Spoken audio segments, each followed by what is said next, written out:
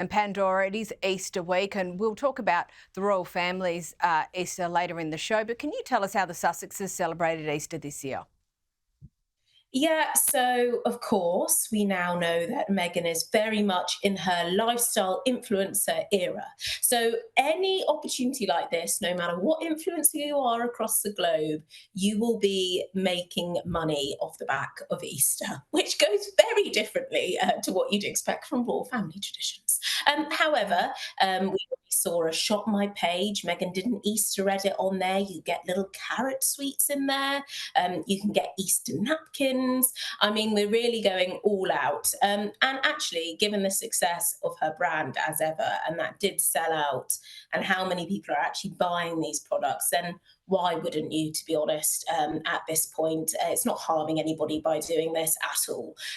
So, yeah, she's made it a business opportunity. But we do know that Meghan actually formerly, when she was without Harry in her life, she used to celebrate Easter anyway. Perhaps not so much the religious element of it, but she very much was celebrating it in a very Montecito way. So they'll very much have an Easter egg hunt. They will be doing that with their family. When she was pregnant with Lilibet, they were very open about how they were celebrating Easter. I imagine her mum, Doria, we know they're so close, she'll be there. So it'll be time for family, but it won't be traditional, no. I can't imagine they'll be going to church either. So no, it will be very Montecito set up. And I imagine what we will see in the next coming hours is perhaps an Instagram post, very much showing how they are spending their Easter and how they have spent their Easter, because of course that's an opportunity, and she will very much being advised to get all those cute Instagrammable pictures. I don't suspect we'll see their faces, but perhaps a couple of the back of their heads going down for an Easter hunt. I mean, that's just my guess, guys. I'm just going to put it out there. We'll check back next week of whether I'm right about We will. imagine. Now, Angela, still with the Sussexes, and another charity drama for them, this time the Archwell Foundation. And it's in relation to a decision it made to cease funding to the Milwaukee Muslim Women's Coalition. What happened here? That's right. They've withdrawn their funding. They've funded this charity in the past, but the head of the charity has spoken out in a fairly pro-Palestine, anti-Israel sentiment.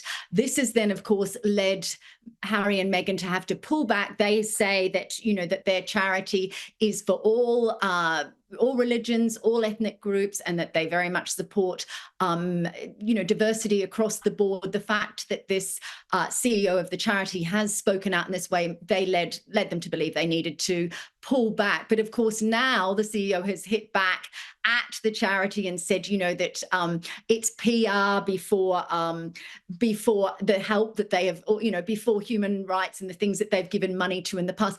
Look, I think this is indicative of the fact that the Sussexes don't know and don't have good guidance around where to put their money. Look, the Archwell Foundation doesn't have that much money, frankly.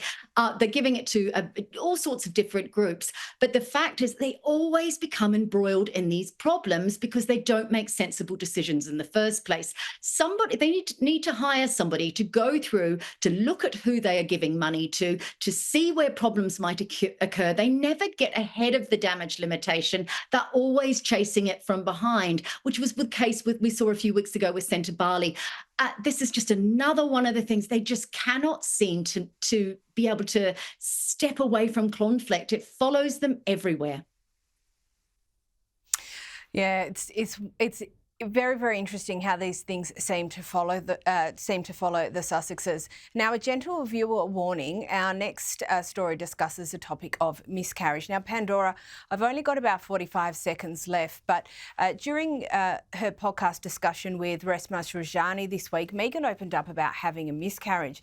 Now, these conversations have traditionally been very hush-hush, but how important is it that women are open about these traumatic experiences, which are actually really quite common? Incredibly important. 1 in 5 women experience miscarriages at some point in their lifetimes. Some women, unfortunately, experiencing more than that.